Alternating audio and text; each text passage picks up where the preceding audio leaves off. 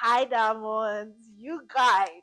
Hey, welcome back to the channel. So, you guys, this episode is a special episode in honor of Archbishop Magaret Benson Idahosa. I've been looking at her pictures, you guys. Mama is 80 years old, and I've been looking at her pictures and I've just been wowed. Like, there is nothing any of you can tell me. She is 80 is the new 50. Oh. Hey, hey, I am under pressure. I am under pressure.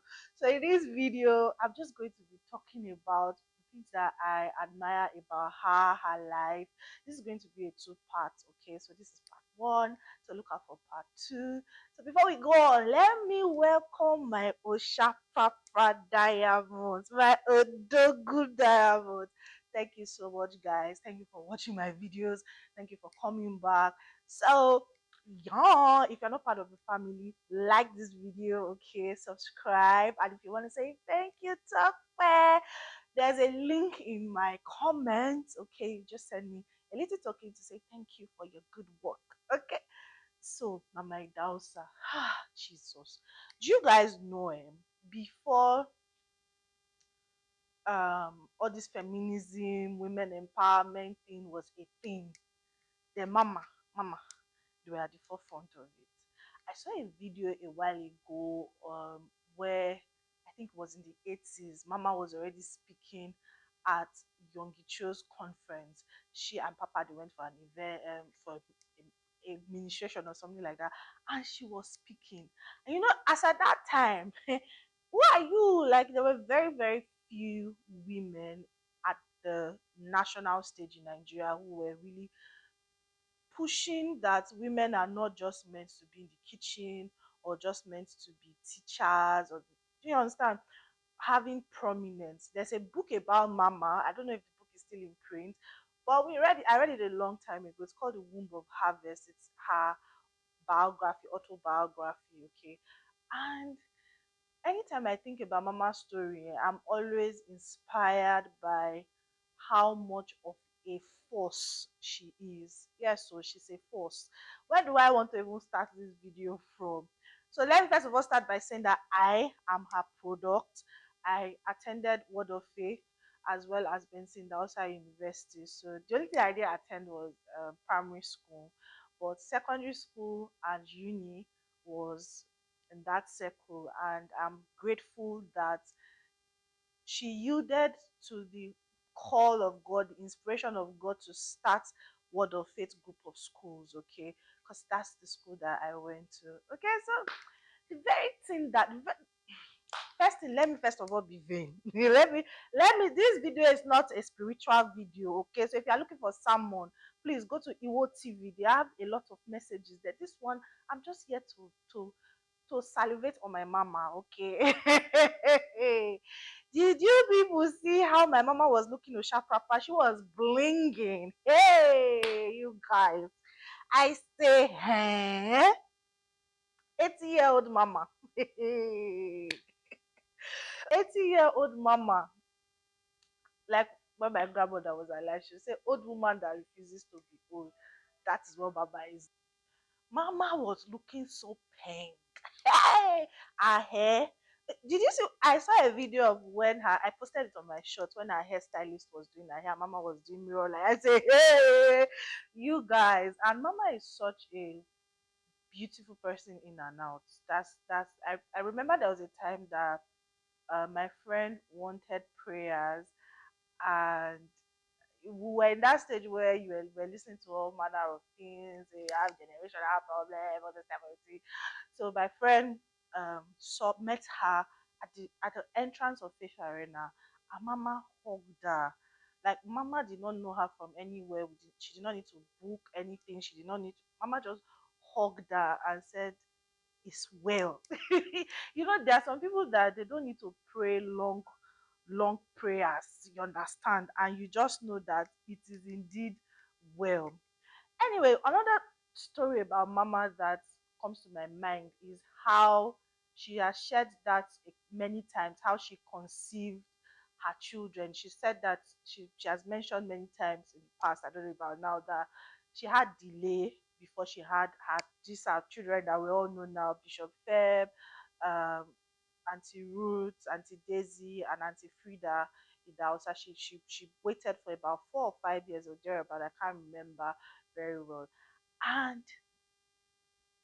this is a pastor's wife now. She experienced delay, okay? Because sometimes I think about it, I say, okay, which generational cause was following Archbishop Benson? That was that Archbishop Benson. That was that not our children on time. But she shares one particular story that in this time and age now they'll say it's a lie, but that's to tell you that there's so much power in the supernatural. So according to Mama, she said that Archbishop was out of town on this particular day and it was raining seriously and it was in the evening. So four men, strangers, they knocked on her door that they were coming out of town and they didn't have anywhere to sleep that night. So she said out of her naivety, she allowed them inside the house, prepared food for them. She didn't know them from anywhere, prepared food for them, gave them clothes, gave them Archbishop's clothes, hospitality basically, and they slept that night. So she said she locked the door. She had the key to the door of their parlor with her. By the next morning, she could not find those men again. It was not long after she conceived Bishop Feb. That story, anytime I think about it, I say, huh? This is what this is God. Like when another thing that I remember about Mama, another story that growing up, it was wow. It wasn't really a story. I think I was in GSS 1 at that time. I just entered Word of Faith. Her husband had just died about 2 years, and there was like this type of squabble or something going on, and they sent hired assassins to take her out. So they move in a convoy, right? So they did not know. They thought that Mama was in her own vehicle, but last minute she said the Holy Spirit told her to switch, and the the assassins scattered bullets and all of that. I can't remember if people died. I can't remember again, but her life was saved just by the whiskers. And it was growing up as a little child at that time. I was like, wow. At least this one, it was not that they told us. I was in church when all those testimonies were being shared, and it blew my mind. Okay, and how Mama was had the capacity to continue the legacy of her husband is something that I truly admire about her, because we all know, okay, that there are some people who, if the husband dies, whatever legacy, company, vision, it doesn't have to be like church, does not continue. And people always think that this thing is follow come. No, it's because she had the capacity. Because as at the time that I was still very much within that circle, is almost 10 years ago, even before that time, okay, the number of churches that Papa left during his lifetime, by the time Mama took over, they had doubled it or even tripled it. Okay. So, and this thing does not just because if you read Womb of Harvest, I don't know if that book is still in print. Okay, two books that if you want to know the true story about the Dowsers, because there are a lot of stories out there that are not really verifiable. Verifiable stories about the Dowser, look for Fire in His Bones and Womb of Harvest. There are other books, but those two books are like their comprehensive biography, even though it doesn't contain everything about them, but you will get verifiable stories as told by them. Okay, because these days I see a lot of stories. I was like, why are they adding Ajasa, salt, and pepper? But that's not what I want to talk about. So she doubled. She mentioned how she was taking courses, she was going abroad for for capacity building, self-development programs. And it just tells me the type of person that she is, because in her book she mentioned that she had to go and learn a lot of things. That's where when she went abroad she got the idea to start a school, because at the time she started the school, I think she was among the very first people to start a private school in Nigeria. It wasn't really very common. Okay, so it just showed me, and that's something we all can learn, that develop yourself. Don't say I'm a rich man's wife or I'm a poor man's wife or whoever. Develop your capacity, because even before, because people always, I hear people say nonsense like when Archbishop died the ministry fell down. Like, who are all these people? Where do you people hear all this nonsense from? Mama practically studied, do you understand? She studied the course of that ministry after the passing of her husband. And if she did not have the capacity, because she played on all fronts. She played the spiritual game, she played the politics game, okay? Because you don't get those things just by being a simple person. Do you understand? And we are celebrating her at 80. And another thing I want to say about Mama is that Mama is a mother. Mama is a mother of everybody. That's, look, and another thing I admire about Mama is that if you are competent at what you do, hmm, regardless of your flaws, she's not going to let you go. So many stories, all right. But that's something I learned. Even at some point, there are some people that are like, why is she not letting these people go? But they were competent at what they were doing. No other person, in spite of the rumors and anything, could do what those people were doing. Her mama would say, leave them. Okay, I didn't understand it growing up, but there was a message that Pastor Podju preached many years ago, and he was talking about the same thing, that, oh, you may have somebody who is a drunkard, who drinks, who does all of that, but if the person is competent at their job, leave them. Just leave them. It's not your business what they are doing. That, and like, oh, this is why, this is the kind of thinking that Mama Idahosa had, because a lot of people will bring about different. There's even a time when um Apostle Suleiman, it's not today that he has been controversial, oh, okay. There's a time that he came to for a Thanksgiving in these the days of when Apostle Suleiman was just becoming very popular, and there were some people within the denomination that they didn't really like his style, because they've had like rifts from when they were like in secondary school, because Apostle Suleiman also went to Word of Faith, okay. Mama is the mother. Mama, even me then, I was in choir. I was just looking like, hey, Apostle Suleiman came to church. Mama embraced him.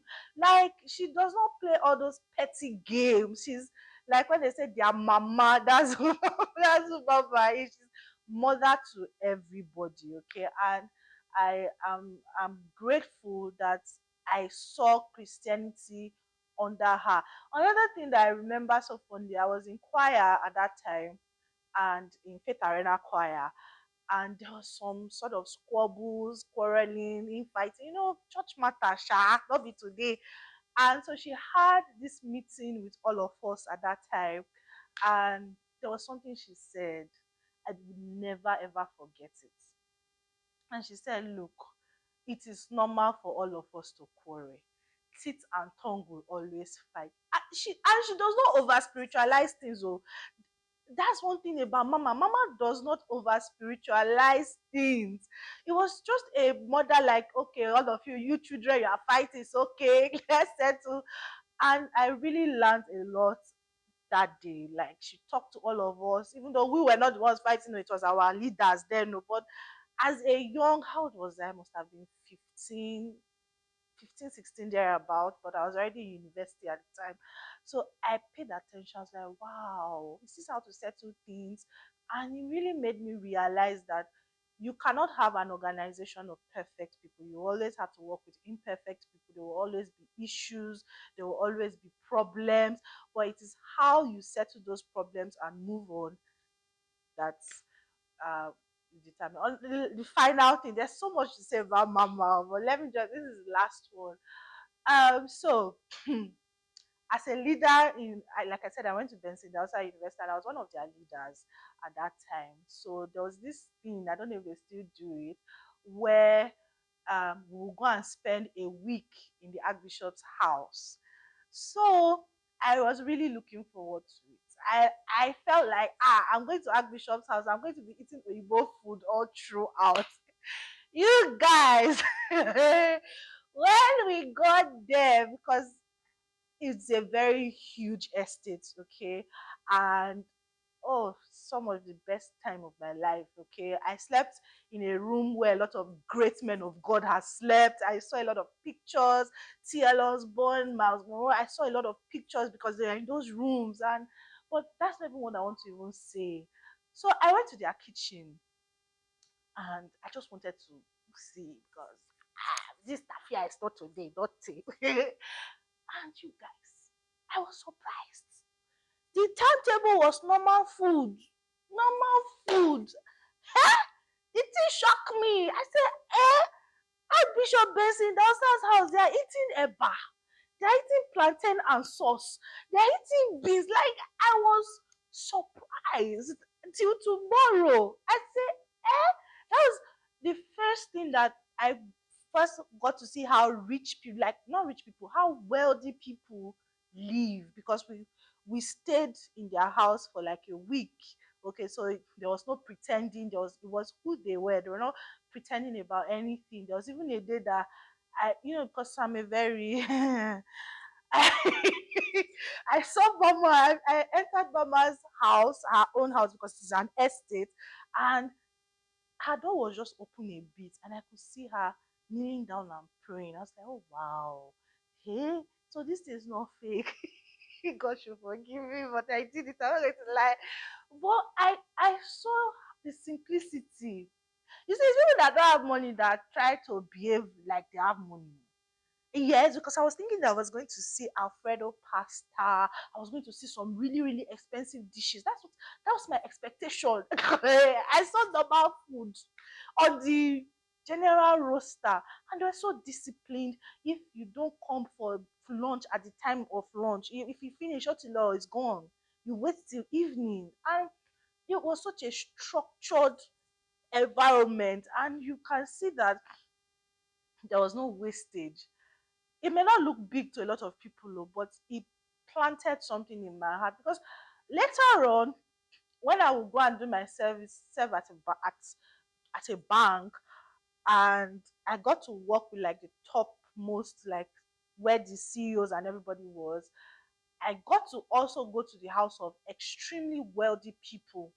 And that's the same thread, that's the same thing I saw. Simplicity. They don't spend extravagantly. Like it's not like they can't afford it. They have the money, but they are so simple.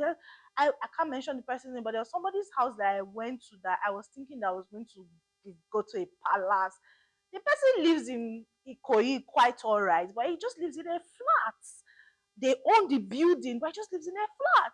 These are wealthy people that they own Nigeria. You understand?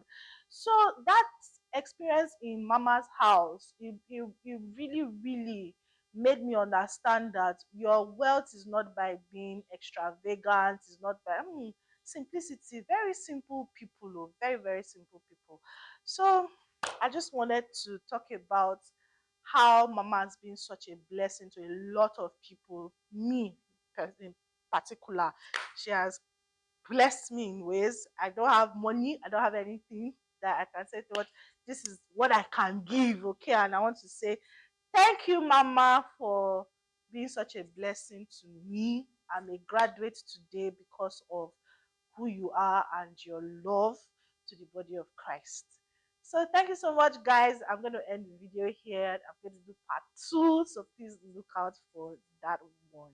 Thank you so much, guys. I'll see you in the next one. Bye.